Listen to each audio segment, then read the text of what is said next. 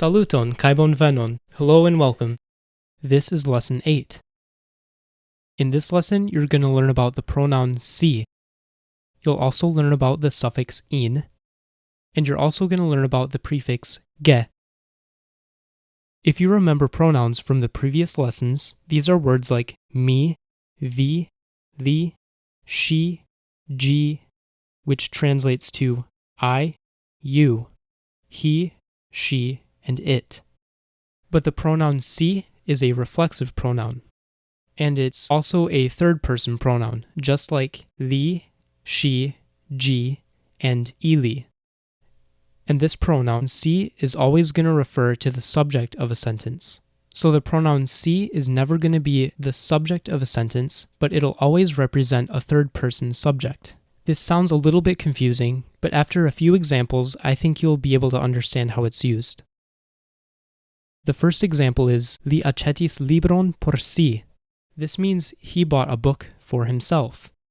You might be wondering why you wouldn't just say li accetis libron por li, but if you replace si with li and say li accetis libron por li, this translates to he bought a book for him. And him is always going to be another person apart from the subject, because if we want to talk about the subject, the person who's buying the book, we would have to use the pronoun si.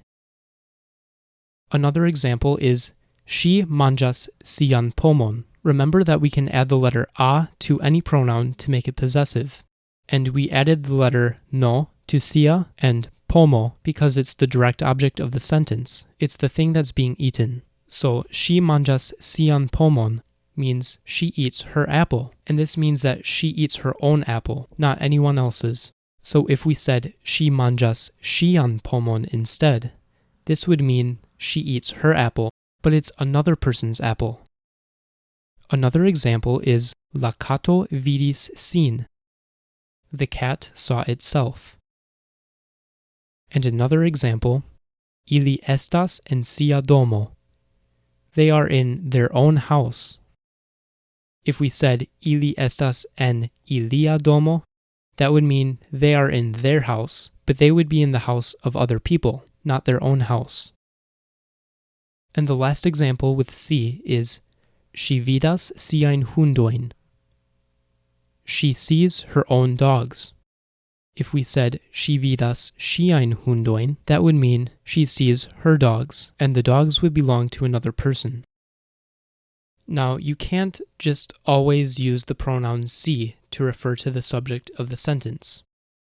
It wouldn't really make sense to use it if the subject is me, vi, or ni, because you could just use those pronouns and it would not be ambiguous at all. The pronoun si is only used for third-person pronouns because they're more ambiguous. You don't know if his dog is his own dog or his dog, meaning another person's dog. But you do know that if I'm talking about your dog, there's absolutely no question about whose dog I'm speaking about. Now let's talk about the suffix in. The suffix in is added to the end of a word to make it feminine. One example of this is knabo. This means boy, but knabino means girl. Notice that we added the suffix in after knab, and then we added the o on the end. This is because knabo and knabino are nouns, so they must have the o ending. Another example is patro, father, and patrino, mother. Frato, brother. Fratino, sister. Filo, son. Filino, daughter. Onclo, uncle.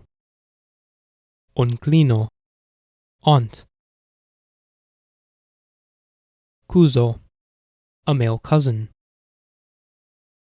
Cusino, a female cousin. Nevo, nephew.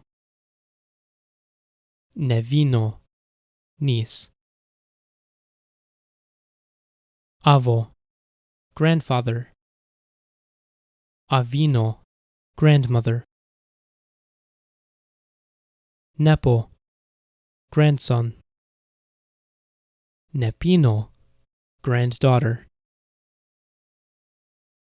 Now, the suffix in is not needed for gender-neutral words. For example, the word amico means friend, but it's gender-neutral, so it can be a male friend or a female friend. But if you wanted to, you could specify that the friend is a female friend, and you can say amichino, a female friend. Now we can talk about the prefix ge. This is similar to the suffix in, but this goes at the beginning of a word, and instead of making something female, it makes it include both genders. So, geknaboi means boys and girls. Gepatroi means parents. Gefratoi means siblings. Gefiloi means sons and daughters.